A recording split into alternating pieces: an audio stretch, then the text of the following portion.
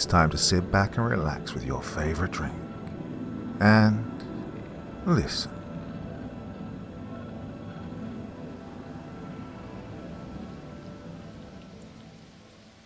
I investigate the US military's paranormal cases. These are my stories, by Darius McCorkindale. Hello, I'm Dr. Ethan Graves, a specialist in paranormal investigations with a focus on American military bases. My job involves exploring and documenting supernatural occurrences reported by military personnel, from eerie apparitions in abandoned barracks to inexplicable phenomena on active duty sites. With a background in both military history and parapsychology, I was chosen for this unique role due to my expertise in analyzing unexplained events with a critical yet open-minded approach. My years of fieldwork, combined with my ability to communicate effectively with soldiers and command staff, enable me to delve into these mysteries with both scientific rigor and a respect for the experiences of those who serve. In my line of work, I travel to numerous military installations across the United States. For instance, I might find myself at Fort Bragg in North Carolina, investigating reports of ghostly soldiers marching in formation late at night, a phenomenon that many believe is linked to the base's long history and the intense training that occurs there. Another case might take me to the remote areas of the Nevada Test and Training Range, where personnel have reported strange lights in the sky and unexplained equipment malfunctions, hinting at possible extraterrestrial activity. At the Presidio of Monterey in California, I could be called to look into tables of mysterious figures seen in historic buildings, dating back to the early 1900s, where the past seems to linger palpably. Each investigation requires a blend of historical research, technological surveillance, and interviews with witnesses to piece together the puzzle of these supernatural events. Whether it's determining the origins of ghostly apparitions, deciphering cryptic sounds heard in the night, or exploring possible extraterrestrial encounters, my mission is to uncover the truth behind these phenomena and provide clarity and understanding to those who experience them. The Ghosts of Fort Bragg. Well, let's start where it all began for me, Fort Bragg. Fort Bragg is one of the largest and most well-known military installations in the United States, located in North Carolina, sprawling across parts of Cumberland, Hoke, Harnett, and Moore counties. Established in 1918 as an artillery training ground, it has evolved into a major hub for various military operations and training activities. Covering over 250 square miles, Fort Bragg is home to the U.S. Army's Airborne and Special Operations Forces, including the 17th Airborne Corps and the 82nd Airborne Division, as well as the U.S. Army Special Operations Command. The base also houses the Joint Operations Command, making it a crucial center for elite military training and operations. Now, the landscape of Fort Bragg is a mix of dense pine forests, open fields, and extensive training grounds, providing diverse terrain for military exercises. The base features a variety of facilities, including barracks, training ranges, and numerous administrative and support buildings. One notable area is the Pope Army Airfield, which supports airborne and logistical operations and enhances the base's strategic capabilities. Fort Bragg's infrastructure includes modern amenities like schools, medical facilities, recreational centers, and family housing, making it a self-contained community. The base is known for its robust support systems for military families, with numerous programs and services designed to enhance the quality of life for soldiers and their dependents. Historically, Fort Bragg has been a pivotal site for military innovation and development. Its deep-rooted traditions and the high tempo of operations contribute to an atmosphere of discipline and excellence. However, this rich history and intense activity also foster an environment ripe for tales of the supernatural. Soldiers and staff have reported various unexplained phenomena over the years, ranging from ghostly apparitions in old barracks to mysterious sounds and lights in training areas. My first case at Fort Bragg involved investigating these eerie occurrences, particularly focusing on reports of spectral soldiers seen marching in formation during the night.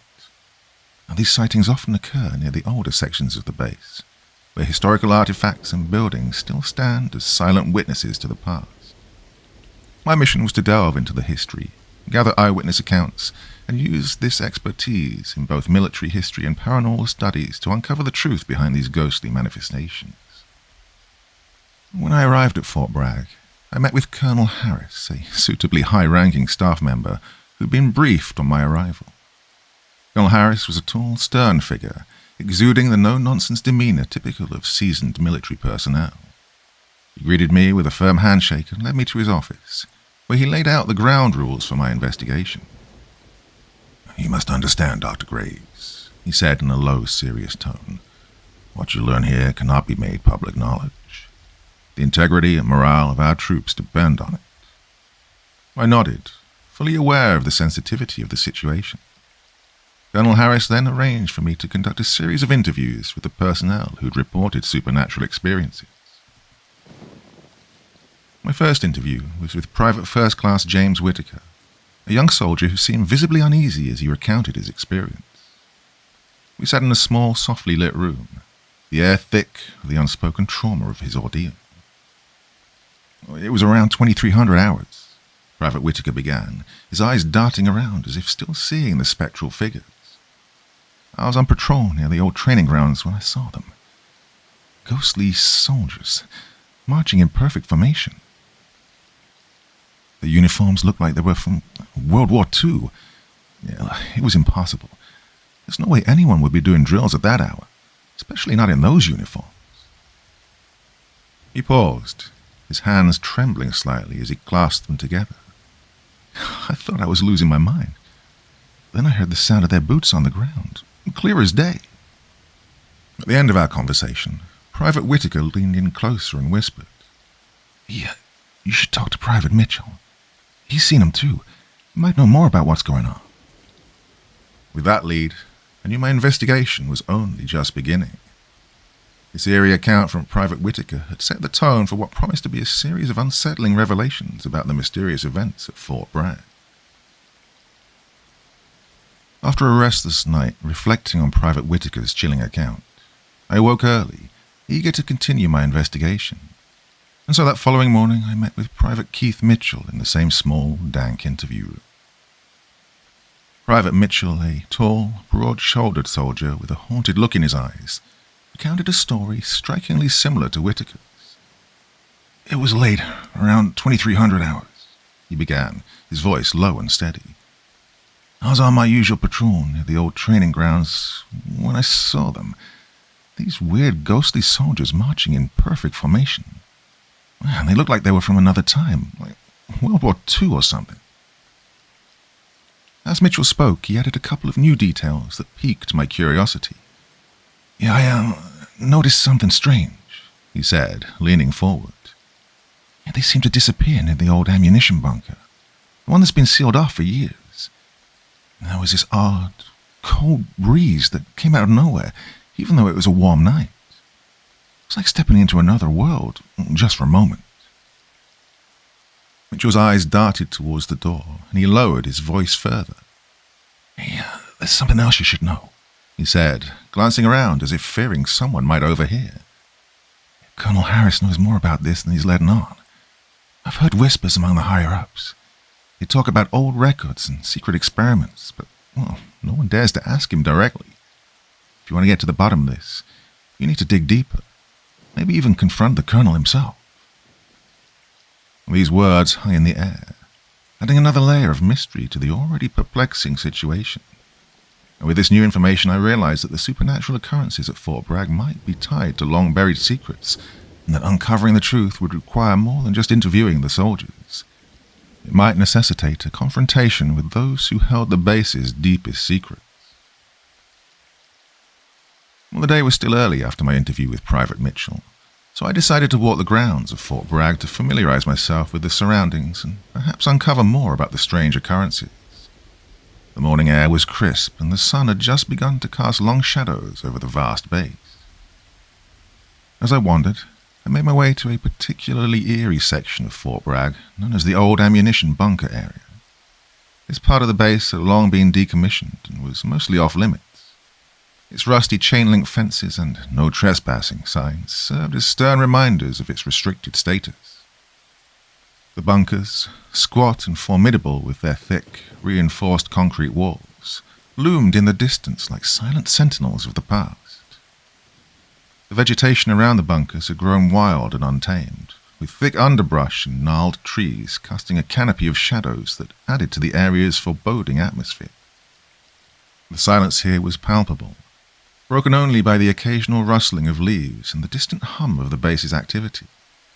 It was a stark contrast to the bustling, orderly sections of Fort Bragg, and it felt as though time itself had forgotten this isolated enclave. As I approached one of the larger bunkers, I felt a sudden chill in the air, much like the one Mitchell had described. The temperature seemed to drop noticeably, and an inexplicable sense of unease washed over me. The entrance to the bunker was sealed with a massive, rusted steel door, but signs of recent disturbance, a broken padlock, fresh scuff marks on the ground, hinted that someone might have been there recently. Intrigued and unnerved, I made a mental note to return to this spot later, perhaps with more specialized equipment to detect any anomalies. For now, it was clear that this area held a significant piece of the puzzle.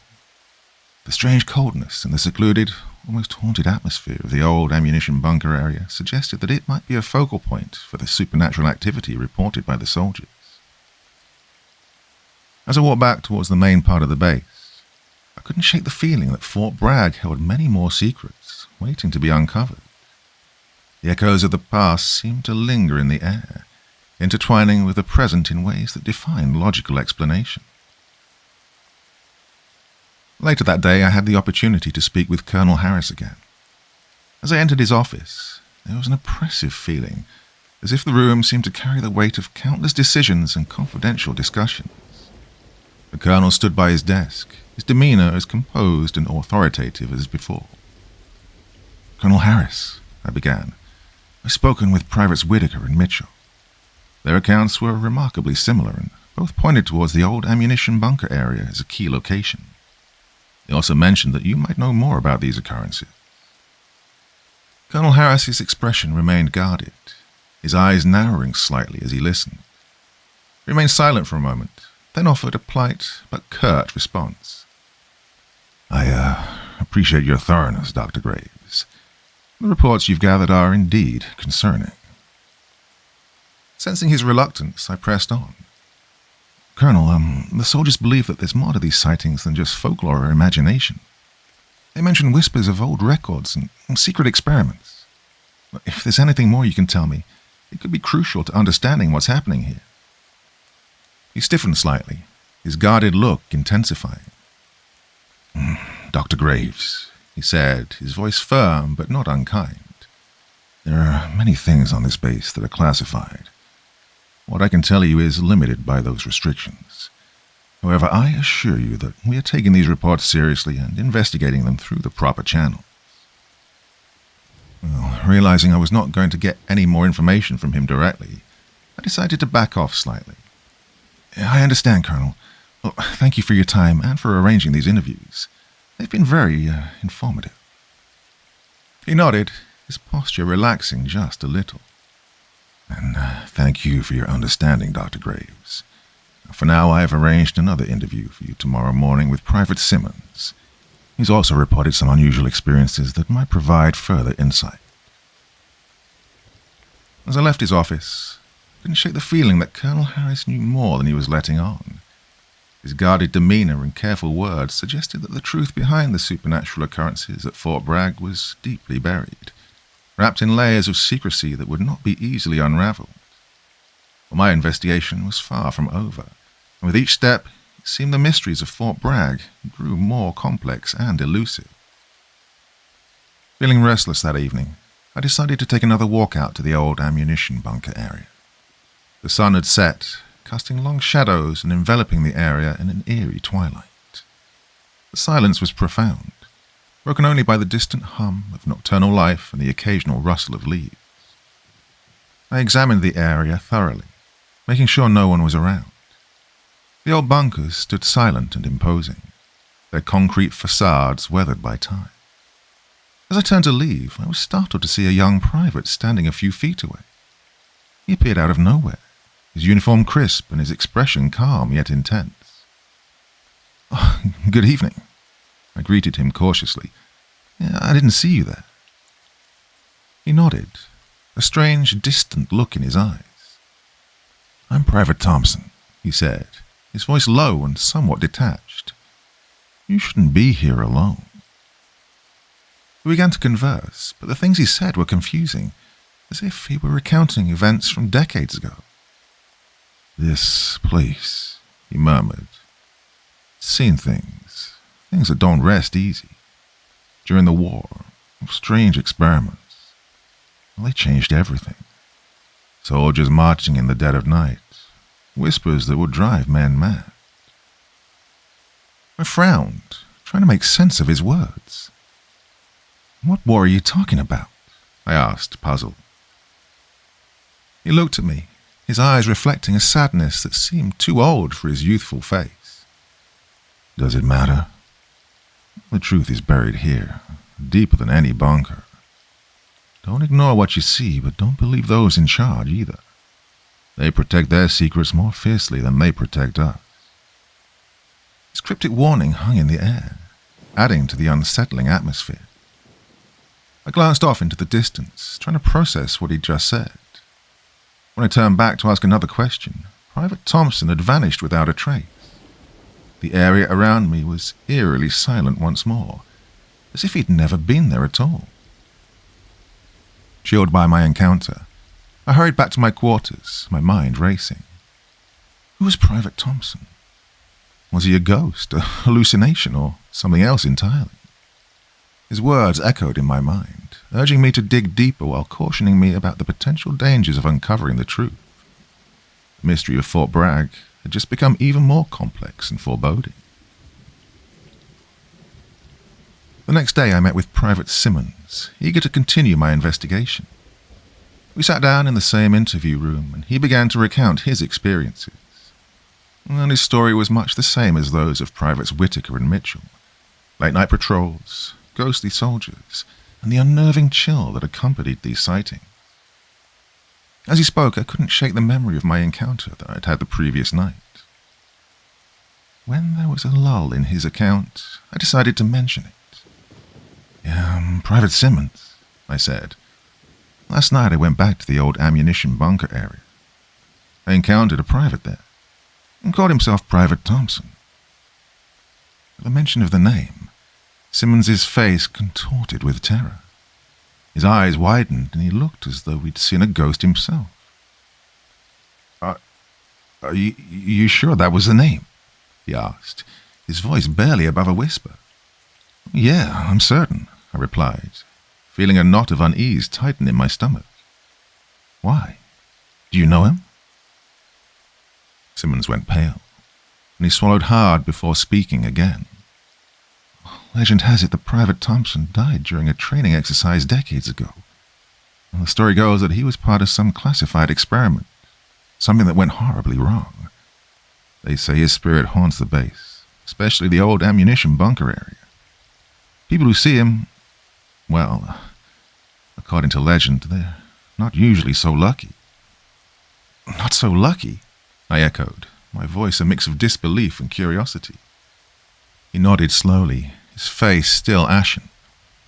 "Yeah, they say those who encounter him often disappear or meet with strange accidents. The fact that you're here, alive and well, is something of a miracle. You should feel lucky to be alive, Dr. Graves." The room seemed to grow colder as Simmons's words sank in. The legend of Private Thompson added a new chilling dimension to the mysteries of Fort Bragg. It wasn't just ghostly sightings and eerie sounds. There were dark secrets and possibly dangerous forces at play. My resolve to uncover the truth grew stronger, but so did my understanding of the risks involved. As I left the interview with Simmons, his look of terror and his pale complexion stayed with me. The encounter with Private Thompson was no ordinary ghost story. It was a warning, one that I needed to heed carefully as I delved deeper into the haunting mysteries of Fort Bragg. Determined to uncover more about this mysterious Private Thompson, I decided to conduct some thorough research of my own. The standard online searches yielded minimal information, but I wasn't surprised by this. If Thompson's story was as deeply buried as it seemed, it wouldn't be easy to find. I knew I had to delve into more restricted areas, classified military databases. After obtaining the necessary clearances, I spent hours sifting through encrypted files and old records. My persistence eventually paid off when I stumbled upon a couple of mentions of Private Thompson's name in the 1970s, linked to something called Project Eagle. The project was shrouded in secrecy, with only a few cryptic references hinting at its nature. Most documents were heavily redacted, making it difficult to piece together a complete picture. However, from the fragments that I was able to gather, it appeared that Project Eagle had been some kind of an experimental initiative involving secret military personnel. The exact purpose of the project remained unclear, but there were vague allusions to psychological and possibly paranormal research. Thompson's name was listed among the participants, with a note indicating his untimely death during the project's run. Alone in my quarters, I pondered the implications of this information. What kind of experiments had Project Eagle conducted? Were they related to the supernatural occurrences reported at Fort Bragg? And how did Thompson's death connect to the ghostly sightings and the cryptic warnings I'd received? The pieces of the puzzle were slowly beginning to form a troubling picture. It seemed that the supernatural activity at Fort Bragg wasn't just random haunting, but potentially the result of experimental tampering with forces beyond human understanding. The fact that Thompson's spirit appeared to be warning others suggested a deeper, unresolved conflict tied to his tragic end. As I considered these possibilities, I realized that my investigation was treading on dangerous ground. The military's reluctance to discuss Project Eagle and Thompson's fate hinted at a cover-up, and I would need to proceed with caution. The truth was out there, hidden in the shadows of classified files and forgotten memories. I was determined to uncover it, no matter the risks. Early the next morning, I was summoned to meet Colonel Harris. The sun had barely risen and was casting a dim light over Fort Bragg as I made my way to his office, a sense of unease gnawing at me. When I entered, Colonel Harris was already standing, his expression stern and resolute. "Dr. Graves," he began, his voice extremely formal. "Thank you for your work here. However, your assignment at Fort Bragg is concluded. You will be leaving immediately." I was taken aback by his abrupt announcement. "Leaving? But why? There's still so much to investigate." Colonel Harris's gaze hardened. "Your presence here was never intended to uncover the truth, Dr. Graves. It was purely superficial, to create the appearance of an official investigation." Stunned, I pressed further, the sound of desperation creeping into my voice. "But what about Project Eagle? I need to understand what happened with Private Thompson." His face darkened and he leaned forward, his tone dropping to a dangerous whisper. "Forget you ever heard that name, Dr. Graves. Project Eagle is classified. Delving into it further will only bring trouble, not only for you, but for you and for everyone involved." Realizing that pushing him further would be futile and possibly perilous, I nodded reluctantly. "Understood, Colonel."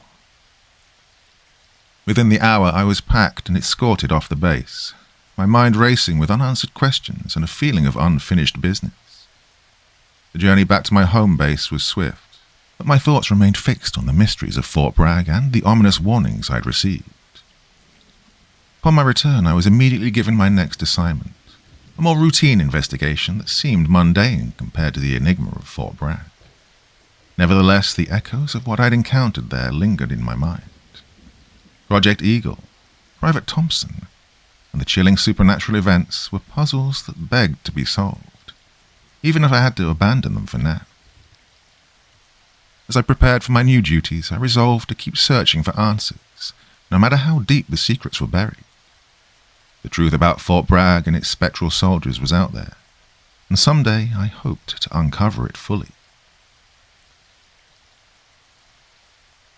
Camp Lejeune and Project Phantom. The next day I took plenty of time to think things over and cross-check the accounts I'd been given at Fort Bragg. Here's what I'd learned so far. First were the reports of ghostly soldiers. Multiple soldiers, including Privates Whitaker, Mitchell, and Simmons, had reported seeing ghostly soldiers marching in formation late at night. These apparitions appeared to be from a bygone era, specifically around World War II, and were often accompanied by an inexplicable chill in the air. Second was the old ammunition bunker area. This section of Fort Bragg seemed to be a focal point for the supernatural occurrences. The bunkers, long decommissioned and mostly off-limits, had a particularly eerie atmosphere. My own exploration of the area led to a chilling encounter with a soldier who identified himself as Private Thompson. Then there was the encounter with Private Thompson. The mysterious figure I met near the bunkers provided a cryptic warning, suggesting I shouldn't ignore what I'd seen, but also not to trust those in charge. Private Simmons later confirmed that Private Thompson was a soldier who died during a classified experiment, making my encounter with him particularly unsettling. Then there was Project Eagle. My research into classified military databases uncovered brief mentions of Private Thompson in connection with Project Eagle, a secret initiative from the 1970s. The project's details were heavily redacted, but it seemed to involve experimental and possibly paranormal research. Thompson's death during this project added to the mystery and potential danger surrounding the area.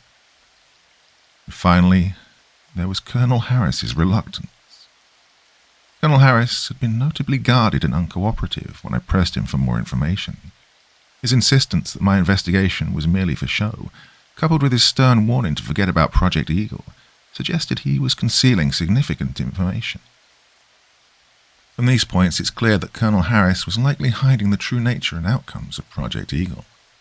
This project appeared to involve dangerous and possibly unethical experiments that had resulted in lingering, seemingly supernatural effects on Fort Bragg. The Colonel's reluctance to provide details and his swift dismissal of my investigation indicate a deep-seated effort to keep these events under wraps, possibly to protect the military's reputation or to prevent panic among the personnel. The supernatural occurrences and the history of Project Eagle hinted at a cover-up of a failed or dangerous experiment that resulted in ongoing paranormal activity. The ghostly soldiers and my encounter with Private Thompson pointed to unresolved issues from the past that continued to haunt Fort Bragg, both literally and figuratively. After my abrupt departure from Fort Bragg, I was assigned to travel to Camp Lejeune, another prominent U.S. military base. My journey began with a strong sense of unease, stemming from the troubled nature of my recent experiences. Despite Camp Lejeune also being in North Carolina, I was assigned military air transportation to traverse the 160-mile gap between facilities. I boarded a military aircraft early in the morning, the sky still dark with only a faint hint of dawn on the horizon. The aircraft was a C-130 Hercules, known for its robustness and capability to transport both troops and cargo. Yet despite its reliability, the journey was far from smooth. As we ascended, turbulence rocked the plane, causing the metal frame to creak and groan. The seats were cramped and uncomfortable, with every jolt of turbulence amplifying my already heightened sense of anxiety. The soldiers aboard exchanged uneasy glances, their usually stoic faces betraying a shared discomfort. The flight crew attempted to reassure us, but the unease persisted, a palpable tension in the air. Midway through the flight, we encountered a severe storm. Lightning flashed outside the small windows, illuminating the interior of the aircraft in stark, momentary bursts. The turbulence became more violent, tossing us around and making it difficult to stay seated. The roaring of the engines was nearly drowned out by the howling wind and pounding rain. The plane lurched and dipped unpredictably, and for a moment it felt as though we might not make it. Eventually, the storm began to subside and the aircraft steadied. We emerged from the dark clouds into a calm, clear sky, the sun now fully risen and casting a golden light over the landscape below. The sense of relief among the passengers was palpable, though the journey had left us all a bit shaken. Finally arriving at Camp Lejeune, I was struck by the contrast to Fort Bragg. Located in Jacksonville, North Carolina, Camp Lejeune is a sprawling Marine Corps base covering approximately 246 square miles. It's bordered by the Atlantic Ocean to the east, providing strategic access for amphibious training and operations. The base is divided into several smaller camps, each serving specific functions and housing different units. The landscape is a mix of dense forests, open fields, and a network of rivers and waterways. This diverse terrain is ideal for the rigorous training exercises that are a hallmark of Marine Corps preparation. The main areas of Camp Lejeune are well developed, with modern facilities for training, housing, and recreation. The base is equipped with state-of-the-art gyms, dining facilities, and medical centers, ensuring that both physical and mental needs of the Marines are met. The family housing areas are well maintained, with schools, parks, and community centers that create a supportive environment for military families. Despite its modernity and bustling activity, Camp Lejeune carries a humbling sense of history and tradition. Established in 1941, it's played a critical role in training Marines for every major conflict since World War II. The base's proximity to the Atlantic Ocean also means that it frequently hosts joint exercises with naval forces, emphasizing its importance in amphibious warfare. As I settled into my temporary quarters at Camp Lejeune, I just couldn't shake the lingering questions and unresolved mysteries from Fort Bragg. The troubled journey here had only heightened my sense of determination to uncover the truths hidden within the military's shadowy past. After a couple of hours of rest to recover from the turbulent journey, I was summoned to meet another colonel. Colonel Jacobson, a tall, imposing man with a stern demeanor, greeted me with a look that was both appraising and slightly disdainful. It was clear from the outset that he was not particularly thrilled with my presence. "Dr. Graves," he began, his voice clipped, "I'm aware of your work at Fort Bragg. Colonel Harris is an old friend of mine. He mentioned you might be joining us here. Now, I want to make one thing clear. You will have access to anyone who wants to speak with you, but there are limits to what you can investigate. We have operational security to maintain." I nodded, understanding the delicate balance of my role. "Of course, Colonel Jacobson. I'm here to help, not to cause any disruption." He studied me for a moment before continuing. "Good. Now let's discuss the situation here. We've had reports of paranormal activity similar to what you encountered at Fort Bragg. Soldiers have seen apparitions, heard unexplained noises, and felt sudden drops in temperature, particularly near the older sections of the base." He paused, leaning slowly back in his chair. "However, there are some differences.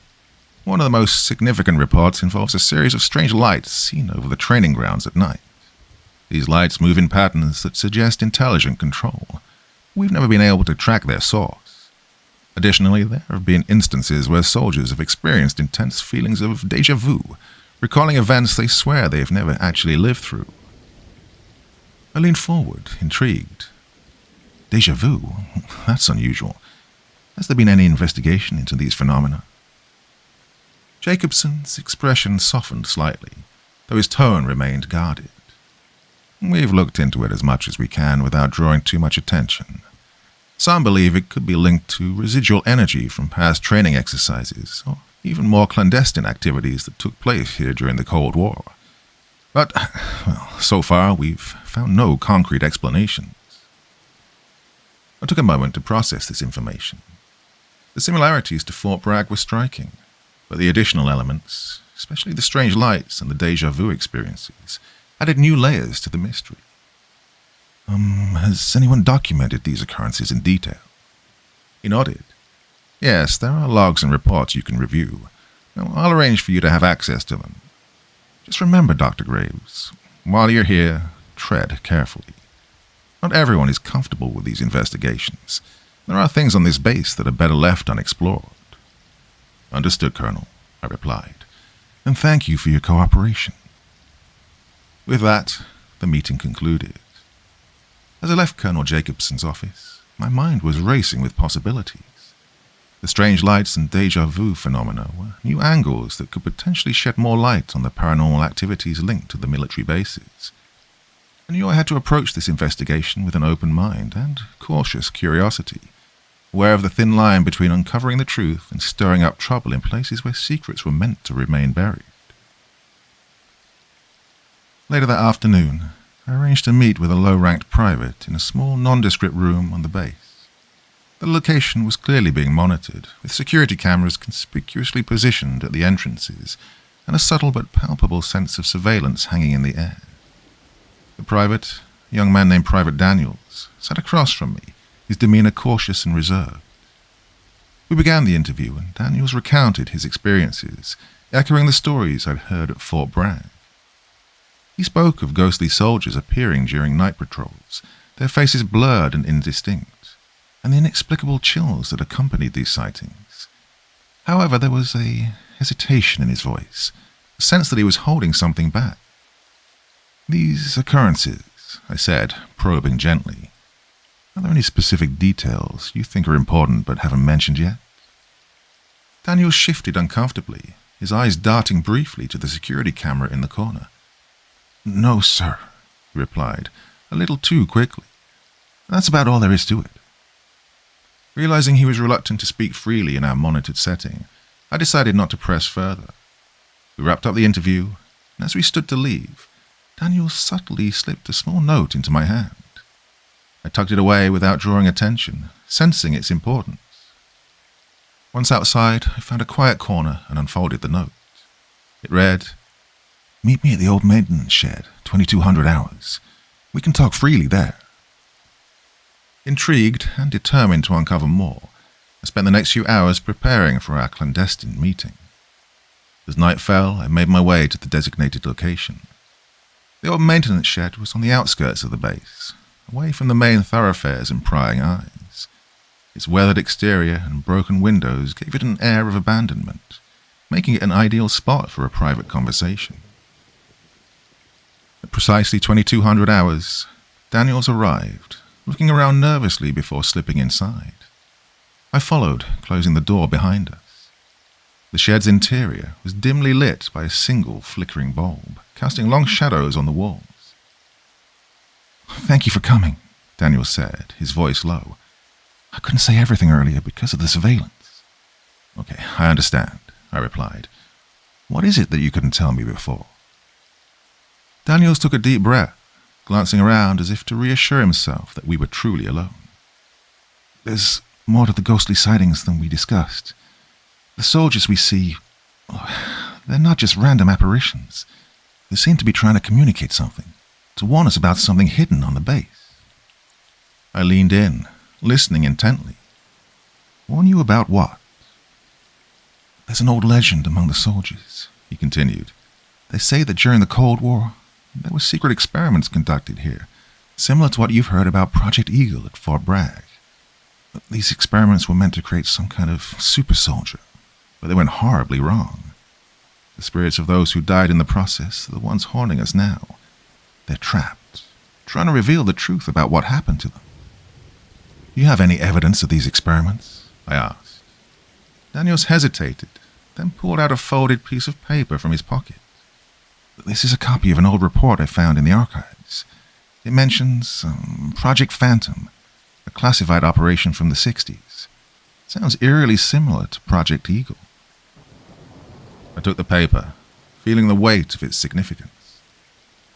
"Thank you, Daniels. This could be a crucial piece of the puzzle." He nodded, looking relieved to have shared the secret. "Just be careful, Dr. Graves. There are people on this base who don't want the truth to come out. They'll do anything to keep it hidden." As I left the maintenance shed, the pieces of the mystery slowly began to align. The ghostly soldiers, the secret experiments, and the warnings from beyond the grave were all interconnected. The truth about Camp Lejeune's past was starting to emerge, and I was determined to uncover it, no matter the risks. Unable to sleep, I immersed myself in further research on Project Phantom and continued my investigation into Project Eagle. Using my security clearance, I accessed special military databases, hoping to uncover more about these mysterious and potentially interconnected projects. Well, the search was arduous, with most of the documents heavily redacted, obscuring critical details. Nonetheless, I managed to unearth some fragments of information that hinted at deeper, more sinister connections. 1. Project Phantom. Similar to Project Eagle, Project Phantom was a classified operation from the Cold War era, ostensibly aimed at enhancing military capabilities through unconventional means. The records indicated experiments involving psychological manipulation and potentially paranormal phenomena, but specifics were scarce due to the extensive redactions. And 2. Common threads. Now, despite the lack of detailed information, one name kept recurring in the documents related to both projects: Dr. Hans Krieger, a former Nazi scientist. Krieger's involvement seemed significant, as his expertise in experimental psychology and rumored dabbling in occult sciences during World War II had apparently been co-opted by the US military during Operation Paperclip, the secret program that recruited scientists from Nazi Germany after the war. Now, Dr. Hans Krieger's name appeared multiple times in the context of both Project Phantom and Project Eagle. This suggested that his work might be a critical link between the two projects and the paranormal activities reported at Fort Bragg and Camp Lejeune. First, there were the Nazi experiments. Krieger had been involved in various inhumane experiments during the Nazi regime, which likely included attempts to harness paranormal phenomena for military purposes. His expertise in these dark arts made him a valuable asset to the US military's own clandestine efforts. 2. Were the post-war projects. After being brought to the United States, Krieger's work seemed to have continued under the guise of Projects Phantom and Eagle. These projects might have aimed to replicate or expand upon his earlier experiments, possibly leading to the ghostly manifestations and other strange phenomena now haunting the bases. And 3. The supernatural consequences.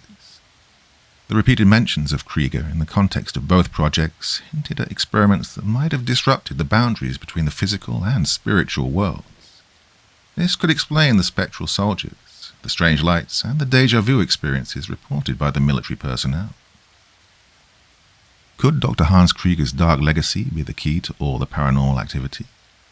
The evidence, though fragmented, pointed strongly in that direction. His involvement in both Project Phantom and Project Eagle suggested a continuity of experimental practices that might have unleashed forces beyond human control. Spirits of those who suffered or died as a result of these experiments could be restless entities now trying to communicate their torment and warn the living.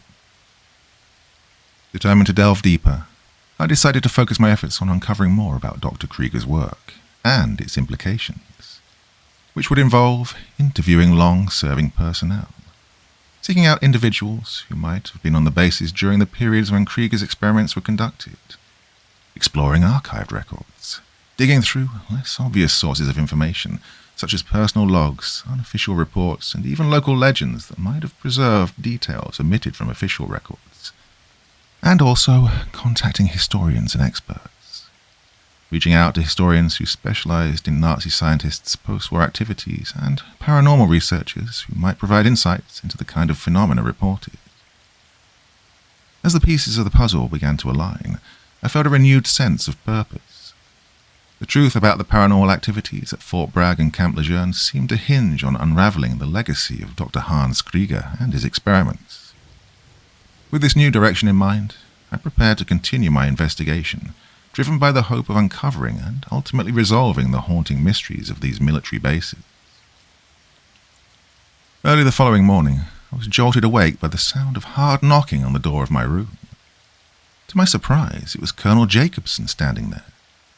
It was highly unusual for a colonel to visit in person, rather than summoning someone to his office. His demeanor was unexpectedly jovial, stark contrast to his previous stern attitude. However, I suspected this cheerfulness was a veneer for his true emotions. "Good morning, Dr. Graves," he said with an exaggerated smile. "I trust you had a restful night." I nodded, still groggy from sleep, but alert enough to sense something was off. "Morning, Colonel. Yes, I did, thank you." He stepped inside, uninvited but commanding as ever, and closed the door behind him. "I want to check in with you personally about your interview yesterday with Private Daniels. What did you learn?" Using my words carefully, I decided to omit the more sensitive information, particularly about the note and our clandestine meeting. I learned a few things that align with the reports from Fort Bragg. The sightings of ghostly soldiers, the sudden chills. Nothing drastically new, but it adds to the pattern. Colonel Jacobson's smile tightened, and his eyes seemed to search mine for any hint of deceit. "Oh, I see. Well, I'm glad to hear that. Sounds like you're making some progress." He paused for a moment, as if weighing his next words. I'd like you to speak with a mid-ranking officer later this morning. Captain Ross has been with us for quite some time and might have additional insights. Can you do that?" "Oh, of course, Colonel," I replied, feeling a mix of curiosity and wariness. "I'd be happy to." "Excellent," he said, turning to leave. "I'll arrange it for you. Oh, and Dr. Graves, keep up the good work." As soon as he was gone, I sat back down, trying to make sense of his unexpected visit. It's highly irregular for a colonel to handle such matters personally, especially at this hour. The joviality seemed forced, a thin cover for whatever was truly motivating him. This led me to a series of questions and suspicions. 1. Why the personal visit? Colonel Jacobson might be trying to gauge my reactions in person, ensuring that I hadn't discovered anything too sensitive or that I wasn't withholding critical information. And his friendly demeanor could be an attempt to put me at ease while subtly reminding me of his authority, hoping to pressure me into revealing more than I'd intended. 2. The invitation to speak with Captain Ross. By directing me to speak with Captain Ross, Jacobson might be trying to control the flow of information, ensuring that I stay within the bounds of whatever he deems acceptable. This could be a test to see how I handle the interaction with Ross, and whether I maintain the same narrative I provided to him. And 3. What is he trying to achieve? Jacobson might be trying to manage the investigation closely, ensuring that any potentially damaging information about Project Phantom, Project Eagle, or Dr. Krieger's involvement remains contained. By engaging me personally and directing my next steps, he could be attempting to mislead or distract me from something more critical that he doesn't want me to uncover. With the meeting with Captain Ross looming, I knew I had to proceed cautiously. Colonel Jacobson's actions suggested there were layers of the mystery I hadn't yet uncovered, and he was keen to keep it that way. I needed to prepare for the interview with Ross, thinking carefully about my questions and how to navigate the information I already had without exposing my full hand. Feeling the weight of the unfolding investigation, I resolved to remain vigilant and discerning, ready to uncover the truths hidden beneath the military's rigid surface, no matter how well they tried to conceal them. My meeting with Captain Ross was cordial, and yet it felt meticulously stage-managed. From the moment I walked into the room, there was a sense of controlled precision in the way he greeted me. His smile polite, but calculated. We exchanged pleasantries before diving into the meat of the conversation. Captain Ross provided explanations that seemed reasonable on the surface. He dismissed the sightings of ghostly soldiers as a mix of stress-induced hallucinations and folklore amplified over time. The strange lights were attributed to experimental aircraft and flares used during training exercises. He even downplayed the presence of Dr. Hans Krieger, labeling the Nazi links as a minor, almost irrelevant detail. According to him, the reports of secret experiments were grossly exaggerated, born out of Cold War paranoia and the human tendency to embellish. "I've done quite a bit of research myself," he assured me, his tone confident. "I have access to resources far beyond what you're working with, Dr. Graves. These stories have a way of growing out of proportion." I listened, nodding at the appropriate moments, but a growing suspicion gnawed at me. Ross's explanations were too neat, too dismissive of the complexities I'd encountered. After thanking him for his time, I stood to leave, shaking his hand with a polite smile. As I exited the meeting room, I paused in the hallway, my senses on high alert. Through the slightly ajar door, I saw Captain Ross immediately approach Colonel Jacobson. The two men conversed quietly, their heads nodding in agreement. They shook hands, a gesture that underscored the staged nature of our meeting. This was clearly a setup, orchestrated to manage and direct the information I was receiving. Now, on reflection, this was a stage-managed meeting. The controlled atmosphere of the meeting and the polished responses from Captain Ross were designed to steer me away from deeper inquiries. It was a coordinated effort to placate and mislead me. And there was the dismissal of critical information. Ross's downplaying of Dr. Krieger's involvement and the dismissal of secret experiments was particularly telling. These were not minor details, but potential keystones of the paranormal activities I was investigating. And there was a collaboration. The interaction between Ross and Jacobson confirmed my suspicions. They were working together to contain my investigation, ensuring that certain truths remained buried. Well, I was determined to dig deeper. I knew I needed to reassess my strategy. The encounter with Ross had reinforced the idea that I was getting closer to something significant, something that the higher-ups were desperate to keep hidden.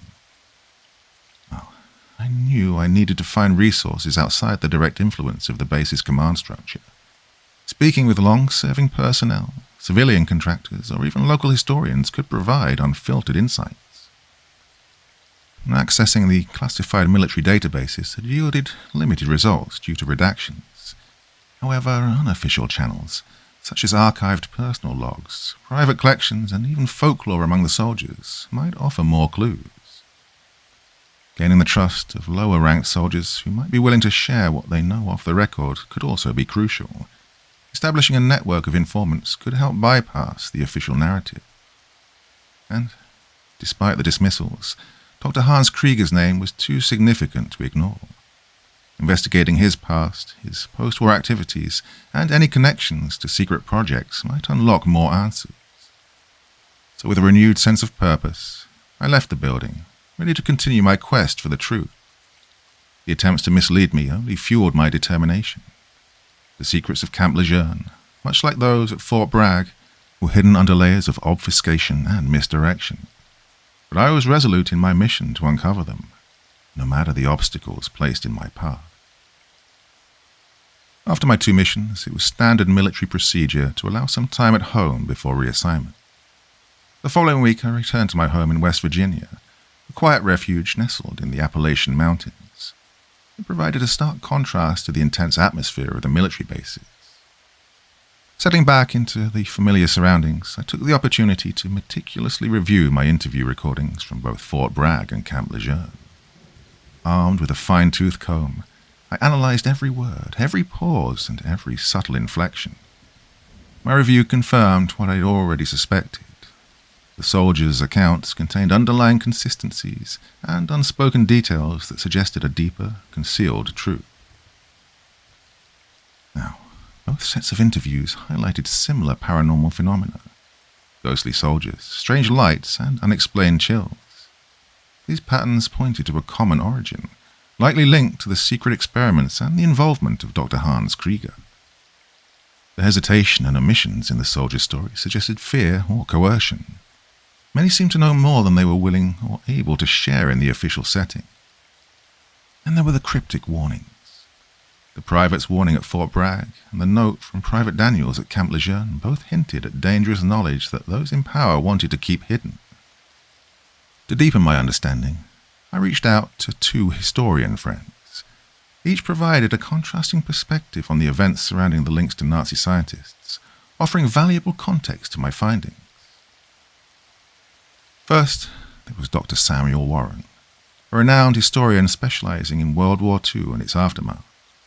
Dr. Warren had extensive knowledge of Operation Paperclip and the recruitment of Nazi scientists by the US military. He painted a picture of ruthless pragmatism, where scientific advancement was prioritized over ethical considerations. According to him, figures like Dr. Hans Krieger were given new identities and roles, their dark pasts buried in exchange for their expertise. Dr. Warren explained that many of these scientists continued their controversial research in secret, often pushing the boundaries of ethics and human decency. The experiments conducted under projects like Phantom and Eagle were likely continuations of their wartime research, with a focus on harnessing paranormal phenomena for military gain. He also emphasized the government's complicity in these actions, highlighting how deep-rooted the secrecy and protection of these scientists were. Then there was Dr. Alice Green, an expert in Cold War history and conspiracy theories. Dr. Green offered a more skeptical view. She acknowledged the recruitment of Nazi scientists, but was more cautious about attributing too much significance to their involvement in paranormal projects. According to her, many of the stories about secret experiments and ghostly apparitions were inflated by Cold War paranoia and the human tendency to create myths around mysterious events. Dr. Green argued that while some experiments undoubtedly took place, the scale and nature of these projects were often exaggerated. She suggested that the ghost stories and paranormal activities might be more about psychological impacts and less about actual supernatural occurrences. She proposed that many of the strange phenomena reported could be explained by natural causes, stress, or the psychological effects of the intense, secretive environments at the military bases. Well, the contrasting viewpoints from Dr. Warren and Dr. Green provided a balanced perspective, reminding me to consider both the extraordinary and the mundane in my investigation. While Dr. Warren's insights supported the idea of deep-rooted sinister experiments, Dr. Green's skepticism urged caution and rational analysis. Determined to follow the truth wherever it led, I knew my next steps would involve a careful balance of these perspectives. First, further research on Dr. Krieger, investigating his specific contributions to Project Phantom and Project Eagle, perhaps through any remaining unredacted documents or eyewitness accounts from the era. 2. Expanding my interviews, speaking with more individuals, especially those who might have indirect knowledge of the projects or experienced their consequences, including local residents and former base employees. 3. Cross-referencing sources, comparing military records with civilian accounts and historical research to triangulate the most plausible explanations. The pieces of the puzzle were starting to fit together, but there was still so much to uncover. With my reassignment looming, I prepared myself to dive back into the mysteries of the military's hidden past, ready to uncover the truth behind the legends and the shadows that haunted these bases.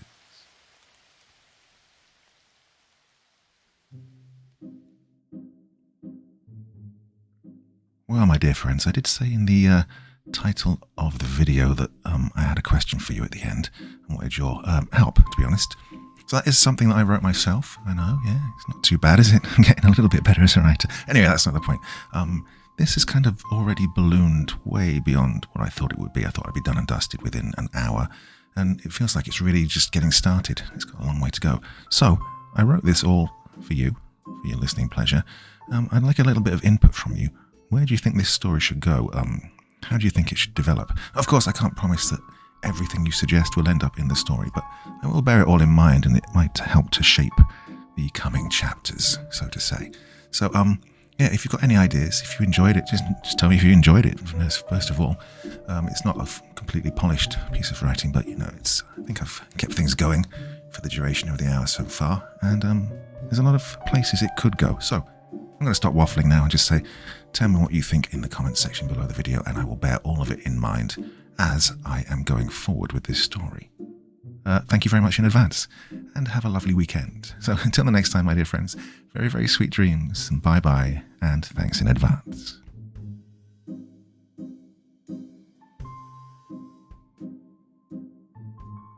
Thank you so much for taking the time to listen to this story today. Really means a lot to me and to the author of the story, of course.